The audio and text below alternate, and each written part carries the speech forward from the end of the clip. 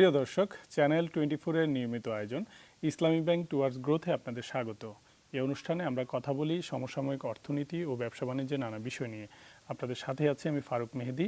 আর আজকের এই অনুষ্ঠানে অতিথি হিসেবে উপস্থিত রয়েছেন বাংলাদেশ ব্যাংকের ডেপুটি গভর্নর জনাব আবুল কাশেম। জনাব কাশেম, আপনাকে স্বাগত আমাদের অনুষ্ঠানে। অনেক ধন্যবাদ। দর্শক, আজকে আমরা মূলত মুদ্রানীতি এবং ব্যাংকিং খাতে নানা বিষয় নিয়ে কথা বলবো। তার আগে চলুন আজকের অতিথিকে নিয়ে তৈরি একটি প্রতিবেদন দেখে নিই। বাংলাদেশের আর্থিক খাত ব্যবস্থাপনার প্রধান নিয়ন্ত্রক সংস্থা বাংলাদেশ ব্যাংক। সংস্থাটি দেশের সরকারকে ঋণ দেওয়ার পাশাপাশি ব্যাংক ব্যবস্থায় অর্থপ্রবাহ ঘটিয়ে অর্থনৈতিক উন্নয়ন, বিনিয়োগ, কর্মসংস্থান ও প্রবৃদ্ধির চাকা সচল রাখতে নিরন্তর কাজ করছে। একই সাথে মুদ্রা বাজার ও মূল্যস্ফীতিও নিয়ন্ত্রণ করছে এই কেন্দ্রীয় ব্যাংক। বাংলাদেশ ব্যাংকের সার্বিক তত্ত্বাবধান ও পরিচালনা 9 জন ব্যক্তিকে নিয়ে গঠিত একটি বোর্ডের ওপর অর্পিত আছে। বোর্ডে গভর্নর, একজন ডেপুটি গভর্নর, 3 জন উচ্চপদস্থ সরকারি কর্মকর্তা এবং 4 জন এমন ব্যক্তি থাকেন যারা ব্যাংকিং, বাণিজ্য, ব্যবসা, শিল্প অথবা কৃষি খাতে যথেষ্ট অভিজ্ঞ। তাদেরই একজন মোহাম্মদ আবুল কাশেম বর্তমানে ডেপুটি গভর্নর হিসেবে দায়িত্ব পালন করছেন বাংলাদেশ ব্যাংকে। জন্ম 1953 সালে নরসিংদীতে। 1973 সালে ঢাকা বিশ্ববিদ্যালয় থেকে অর্থনীতিতে স্নাতক এবং 1974 সালে একই বিভাগ থেকে স্নাতকোত্তর পাশ করেন। 1976 সালে বাংলাদেশ ব্যাংকে সহকারী পরিচালক হিসেবে যোগ দেন মোহাম্মদ আবুল কাশেম। দীর্ঘ 36 বছর সাফল্যের সাথে বাংলাদেশ ব্যাংকে কাজ করছেন তিনি। এ সময় কেন্দ্রীয় ব্যাংকের নির্বাহী পরিচালক সহ নানা গুরুত্বপূর্ণ পদে দায়িত্ব পালন করেন। পরবর্তীতে 2011 সালে বাংলাদেশ ব্যাংকের ডেপুটি গভর্নর হিসেবে দায়িত্ব গ্রহণ করেন। Mohammad Abul Kashem America, England, Canada, Austria, Switzerland, মিশর, চায়না, কোরিয়া সহ বিশ্বের বিভিন্ন দেশে উচ্চতর প্রশিক্ষণ গ্রহণ করেন, অংশ নেন সেমিনার ও সিম্পোজিয়ামে। বাংলাদেশ ব্যাংকের এসএমই খাতের বিকাশ এবং নারীদের ক্ষমতায়নের জন্য বিশেষ ব্যাংকিং প্রোগ্রামে কাজ করছেন মোহাম্মদ আবুল কাশেম। বাংলাদেশ ব্যাংকে দায়িত্ব পালন করার পাশাপাশি তিনি Dhaka stock exchange, SME foundation, Bangladesh institute of bank ম্যানেজমেন্টের পরিচালক হিসেবেও দায়িত্ব পালন করছেন। আবুল কাশেম, আমরা দেখলাম যে আসলে আপনার কর্মজীবনের প্রায় পুরোটাই ব্যাংকের সাথে এবং বাংলাদেশ ব্যাংকেই আপনি কাজ করেছেন। যে তথ্য আমরা দেখলাম যে 1974 সালে আপনি বোধহয় সহকারী পরিচালক হিসেবে যোগদান করেছিলেন বাংলাদেশ ব্যাংকে। তো ব্যাংকিং খাতে আপনার অভিজ্ঞতার নানা দিক তো অবশ্যই কথা বলবো।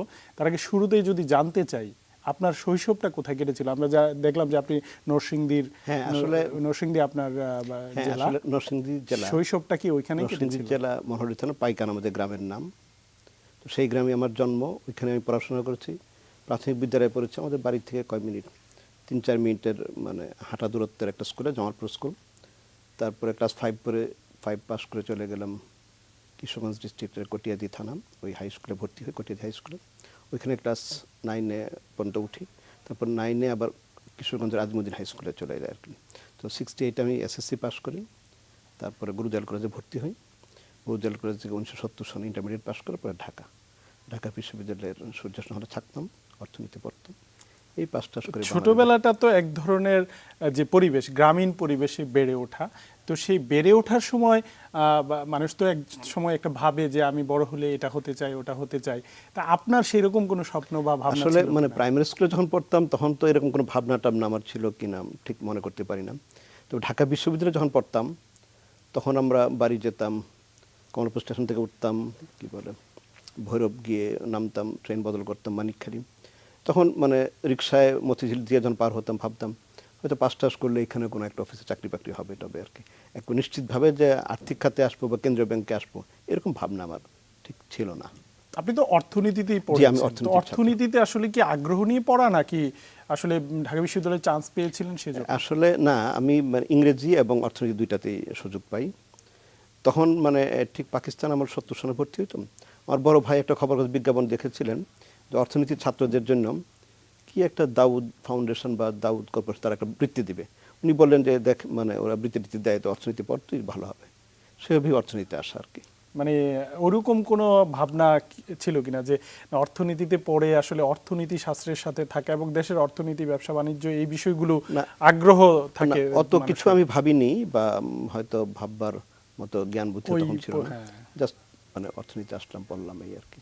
তো এরপরে তো আপনি ব্যাংকিং এ চলে এলেন। জি, আমরা তো সেই প্রেক্ষাপটটা কেমন ছিল আমরা আসলে? মানে কোন প্রেক্ষাপটে আপনি ব্যাংকিং আসেন? আপনি তো 76 আসলে ব্যবসায়ী হতে পারতেন, আপনি আসলে আমলাও হতে পারতেন, আমি যদি ওইভাবে চিন্তা করি। আসলে সেটা বলতে গেলে আমি যখন ব্যাংকে রিক্রুটেড হই পাবলিক সার্ভিস কমিশনের মাধ্যমে, বাংলাদেশ ব্যাংক 80 জন মানে অফিসার, মানে এখনকার যে যারা অ্যাসিস্ট্যান্ট ডাইরেক্টর, ওদেরকে নিয়োগের একটা বিজ্ঞাপন ছিল। তখন পাবলিক সার্ভিস কমিশনের পরীক্ষা দিই এবং মানে টিকে যাই আর কি। এটা কিন্তু ছিল আমাদের অনার্স পরীক্ষার রেজাল্টের উপরে, ফলে আমাদের মাস্টার্সও পড়তে হয় না। আর আমি লিখিত পরীক্ষা, ভাইবা পরীক্ষা দিয়ে মানে বাংলাদেশ ব্যাংকে টিকে গিয়ে তখন আমার চাকরি হয়ে গেছে। মানে মাস্টার্সের মৌখিক পরীক্ষা দিয়ে আমি মেডিকেল কলেজ যাই, মানে হেলথ টেস্ট করানোর জন্য, সো দ্যাট আমি বাংলাদেশ ব্যাংকে জয়েন করতে পারি আর কি। ফলে আমার অনার্স রেজাল্টের উপর বাংলাদেশ ব্যাংকে জয়েনিং, এবং তখন আমার মাস্টার্স পরীক্ষা দেওয়া হয়েছে কিন্তু রেজাল্ট হয়নি, এই অবস্থায় আমি জয়েন করেছি আর কি। আর আমি ঠিক 36 বছর নাম 39 বছর পার করেছি ব্যাংকে, বাংলাদেশ ব্যাংকে। কাজে মানে এই বছরটা যদি অক্টোবর মতো বাঁচি আমি, তাহলে 40 বছর পুরা হয়ে যাবে। তো এই যে দীর্ঘ জীবন আপনি বাংলাদেশ ব্যাংকেই কাটালেন, বাংলাদেশ ব্যাংকের অনেক পরিবর্তন কিন্তু আপনার চোখের সামনে। সেই পরিবর্তনটা যদি একটু বলতেন যে আসলে কি বাংলাদেশ ব্যাংক আপনি দেখেছেন আর আজকের বাংলাদেশ ব্যাংক। আমি একটা জিনিস বলতে পারি, তখন আমি স্টুডেন্ট হিসাবে মানে ইউএসএড একটা প্রজেক্ট দেখতাম। তো সেই প্রজেক্টে আমাদের মিটিং হতো মাসে কমপক্ষে দুটো, একটা আমাদের ডোনারদের সাথে ইউএসএড, একটা ব্যাংকগুলির সাথে। তো পরের দিন মিটিংয়ে মিনিটস লিখতে হতো। মিটিংয়ে মিনিটস লিখতাম আমরা ইংরেজিতেই, তখন লিখতে হতো, কারণ 85-এর আগে আমরা সব কাজ ইংরেজিতেই করতাম।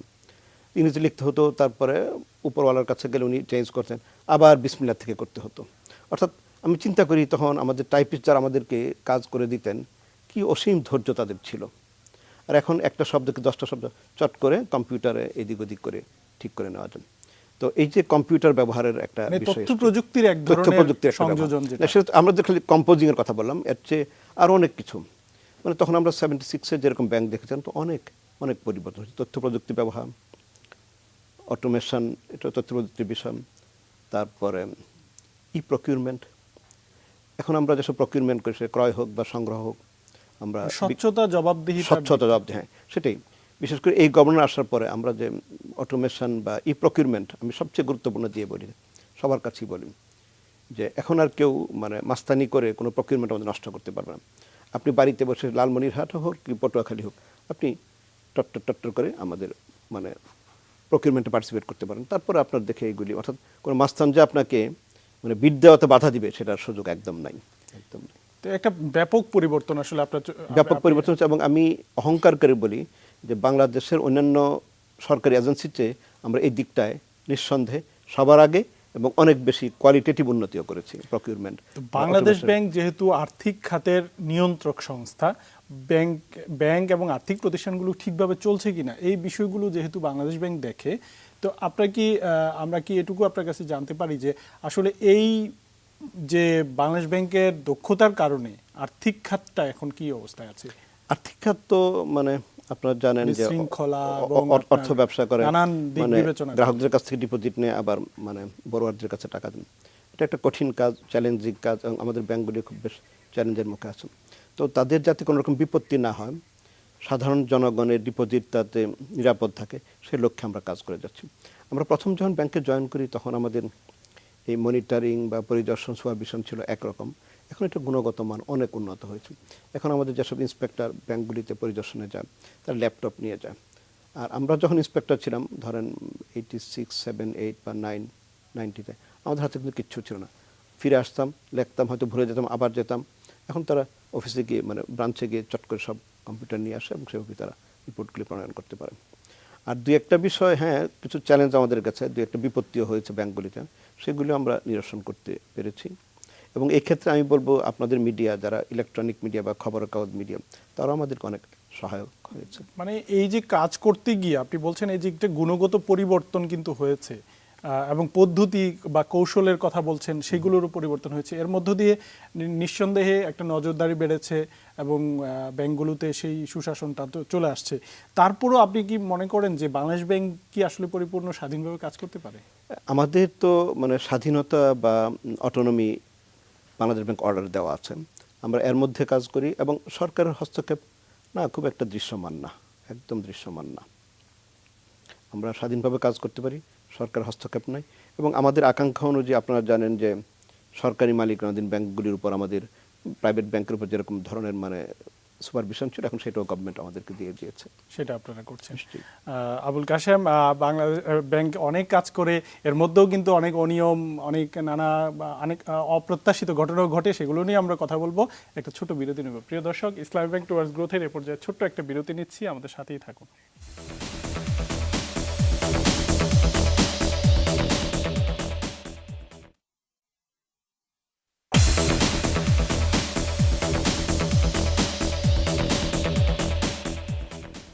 বিরতির পর আবার স্বাগত। দেখছেন ইসলামী ব্যাংক টুয়ার্ডস গ্রোথ, সাথে আছেন বাংলাদেশ ব্যাংকের ডেপুটি গভর্নর জনাব আবুল কাশেম।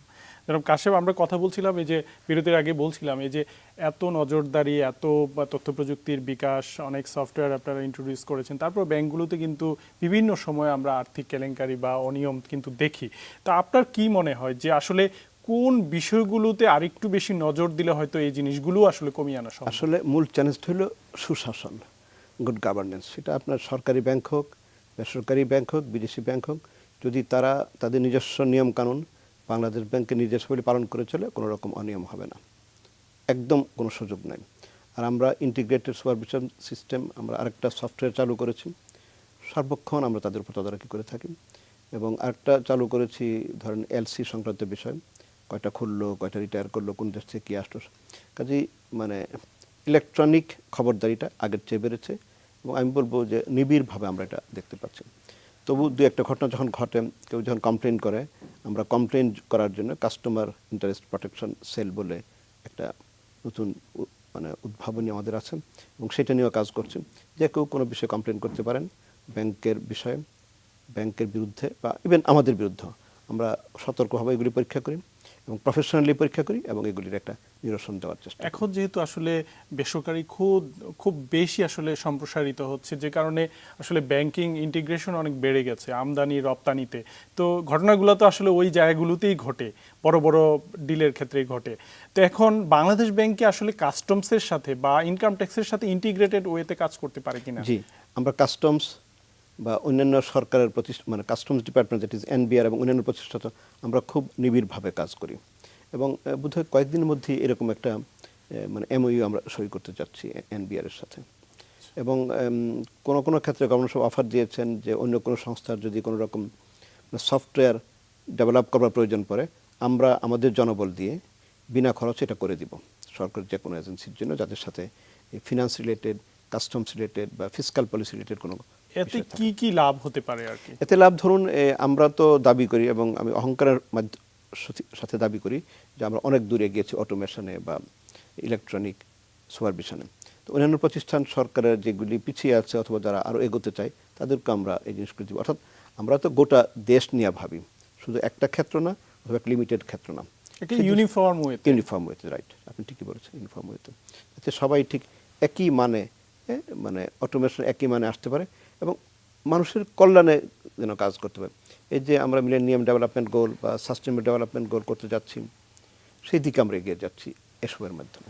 সম্প্রতি আপনারা মুদ্রানীতি ঘোষণা করলেন, এবারে মুদ্রানীতিতে আসলে আপনারা আপনার প্রেফারেন্সটা কি, আসলে অগ্রাধিকার কি দিচ্ছেন? আমাদের অগ্রাধিকার হলো যে প্রাইভেট সেক্টর আরও বেশি বুস্ট আপ করা, ওদের বুস্ট আপ করবে এবং সরকারের যে গ্রোথের যে একটা লক্ষ্যমাত্রা নির্ধারণ করা আছে, আমরা সেটা অর্জনে সর্বোচ্চ সহায়তা করতে চাই। এটা একটা দিক। আরেকটা দিক হলো বাংলাদেশ ব্যাংকের কাজ স্ট্যাবিলিটি, প্রাইস স্ট্যাবিলিটি বা মানে মূল্যস্ফীতি নিয়ন্ত্রণ রাখা। তো আমরা মূল্যস্ফীতির যে টার্গেটটা করেছি 6.07, এটা আমরা অর্জন করতে চাই।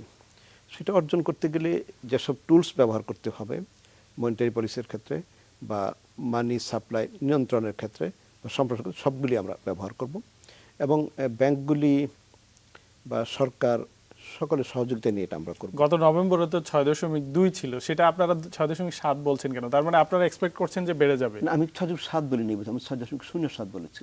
0.7। জি, জি। আচ্ছা, তো সেটা আবার অপটিমিস্টিক কিনা আপনাদের? কারণ কি হচ্ছে, এর মধ্যে কিন্তু বেতন কাঠামো ঘোষণা করা হয়েছে, বাজারে এক ধরনের উত্তাপ আছে। রাইট, আপনি ঠিকই বলেছেন। এই রকম প্রেক্ষাপটে আপনি কিভাবে আশা করেন যে এটা না, বেতন কাঠামো ঘোষণা করা হয়েছে, এবং ধরুন আমার বেতন যে 100 টাকা বাড়ে, তো গত জুলাই থেকে কিন্তু অলরেডি 20% দেওয়া হয়েই গেছে ডিএ হিসাবে, কাজে মাত্র 80% বাড়বে। কাজে 80% বেতন যে বাড়বে সেটা যাতে আমরা কন্টেইন করতে পারি, ইনফ্লেশনের যাতে কোনো উত্তাপ সৃষ্টি না হয়, আপনার যেটা আশঙ্কা সেটা যাতে না হয়, সেদিকেও আমাদের নজর আছে, এবং আমরা নিশ্চয়ই এটা তা আপনারা ওইদিকে নজর তো নিঃসন্দেহে থাকবে ভোক্তাকে সুবিধা দেওয়ার জন্য, কিন্তু একই সঙ্গে বিনিয়োগেরও তো একটা ব্যাপার আছে। আপনি যদি বিনিয়োগ করেন, কিছুটা ইনফ্লেশন তো আশাও করতে পারেন। আপনি যে বিনিয়োগটা কথা, সেই বিনিয়োগটা যাতে করতে পারি, যাতে ব্যাংকগুলির হাতে আরো মানে অর্থ থাকে, সেই জন্য আমরা কিন্তু পলিসি রেটটা একটু কমিয়ে এনেছি। তো পলিসি রেট কমানোর ফলে মানে বাংলাদেশ ব্যাংকের টাকাটা maybe a little cheaper for দিয়ে ব্যাংকিং কমিউনিটি, এটা একটা যাতে মুদ্রাস্ফীতি না হয় সেই দিকে আমরা সজাগ আছি। আচ্ছা, বিনিয়োগ আমরা শুনছি যে বিনিয়োগে এক ধরনের স্থবিরতা আছে, ব্যবসায়ীরা ঠিকভাবে আগের মতো বিনিয়োগ করছেন না, বা নানা রকম কথা আছে, ব্যাংকে তারল্য পড়ে আছে। আপনার কি অবজারভেশন? হ্যাঁ, বিনিয়োগ এক ধরনের মানে আপনি যেটা বললেন এক ধরনের স্থবিরতা সেটা আছে, তবে এইখানে ঠিক সবটুকু যে মানি মার্কেট বা বাংলাদেশ ব্যাংকের বিষয় তা না। এখানে কিন্তু একটা মানে আপনি জানেন গত 9 মাস 10 মাস আগে একটা 3 মাস পর্যন্ত আমাদের একটা অস্থিরতা ছিল, রাজনৈতিক অস্থিরতা। তখন বিনিয়োগকারীরা ভয় পেয়েছে বা সাপ্লাই চেইন ডিস্টার্ব হয়েছে, এটা একটা দিক। আর এখন সুশাসন, সেটা একটা দিক। আর হয়তো কিছু ইনফ্রাস্ট্রাকচারের বিষয় আছে, বিনিয়োগকারী নিশ্চয়ই এগিয়ে আসবে, কারণ তাদের জন্য তো ব্যাংকগুলি বসে আছে টাকা নিয়ে। এবং আমরা আরেকটা জিনিস যেটা করতে চাই সেটা হলো যে ব্যাংকগুলিতে এমনি বরাবরই বলা হয়, আপনাদের তরফ থেকে বলা হয়, ব্যবসায়ী সম্প্রদায়ের তরফ থেকে বলা হয় যে প্রচুর টাকা আছে ব্যাংকগুলির হাতে, মানে অলস টাকা। অলস টাকা যতদূর আপনারা বলেন বা অতটুকু না হয়তো, কিন্তু কিছু টাকা আছে, সেগুলি আমরা চাই যেন কোয়ালিটি ইনভেস্টমেন্ট হয়। আমরা কিন্তু এখন আমাদের মানে মাঠ পর্যায়ে আমাদের ব্রাঞ্চগুলির যে নির্বাহীরা আছে তাদেরকে গভর্নর মহোদয় নির্দেশনা দিয়েছেন, তোমরা এলাকায় ঘোরো, গ্রামে ঘোরো, মফস্বলে ঘোরো, যেন গ্রোথ সেন্টার যেন গড়ে ওঠে। হ্যাঁ, যে যাতে তোমরা বেশি করে এসএমই ঋণ দিতে পারো, কৃষি ঋণ দিতে পারো, গ্রিন ফিনান্সিং করতে পারো।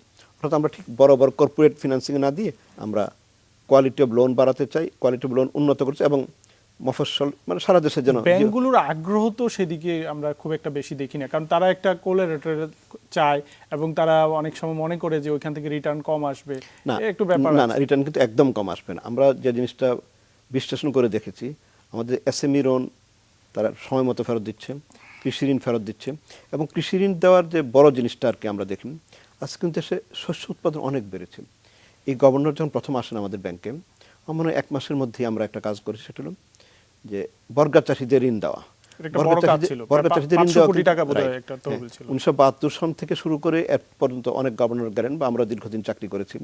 আমি নিজে মনে করি আমার একটা ফেইলিওর, আমি কখনো কাউকে বলি নাই যে বর্গা চাষিদেরকে ঋণ দেওয়ার একটা ব্যবস্থা করেন। তো বর্গা চাষিদের ঋণ দেওয়ার ব্যবস্থা করতে, এবং ব্যবস্থা করেছি কাজের মাধ্যমে, কিন্তু আমরা একটা অল্টারনেটিভ ওয়ে অফ মানে ফিনান্সিং স্থির করেছি এনজিওর মাধ্যমে, এবং এনজিও ব্র্যাক এই কাজটা করছে, সফলভাবে করছে। আজকে দেখেন আপনি কৃষি উৎপাদন বেড়েছে, এবং সরকারে তো কেউ না কেউ থাকবে, যে কোনো রাজনৈতিক দল থাকতে পারে, তাদের কিন্তু ঠিক খাদ্যশস্য আপনাকে আমদানি করতে হবে সেই চ্যালেঞ্জটা কিন্তু নাই, যে প্রচুর মানে ফরেন এক্সচেঞ্জ খরচ হয়ে যেত, সেই বিষয়টা কিন্তু নাই।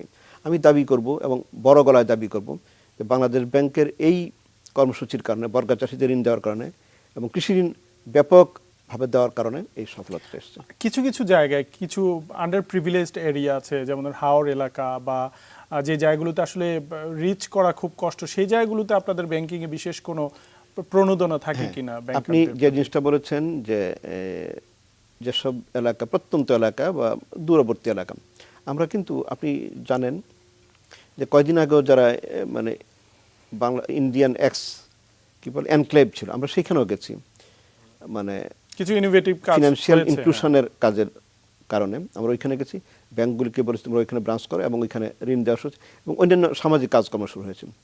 ইভেন আমরা পুরুষ মহিলা উদ্যোক্তা তাদের কাছে যাচ্ছি, এবং হিজরা সম্প্রদায় একটা আছে, যে পুরুষও না মহিলাও না, ট্রান্সজেন্ডার, তাদের জন্য আমরা ঋণ কর্মসূচি উদ্ভাবন করেছি। স্কুল ব্যাংকিং করেছি।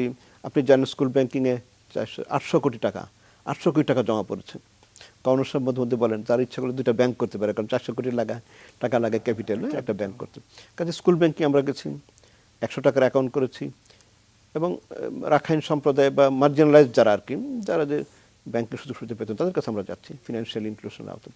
এবং আজকেও আমরা একটা মিটিং করলাম, জিম্বাবুয়ে থেকে একদল প্রতিনিধি এসেছে কেন্দ্রীয় ব্যাংক থেকে আমাদের দেশের ফিনান্সিয়াল ইনক্লুশন দেখতে।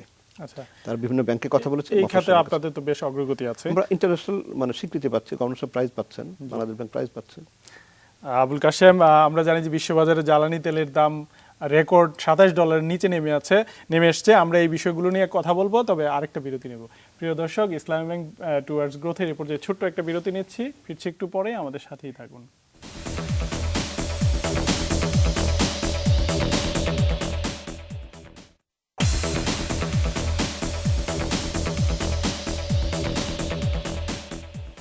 বিরতির পর আবার স্বাগত। দেখছেন ইসলামী ব্যাংক টুয়ার্ডস গ্রোথ, সাথে আছেন বাংলাদেশ ব্যাংকের ডেপুটি গভর্নর জনাব আবুল কাশেম।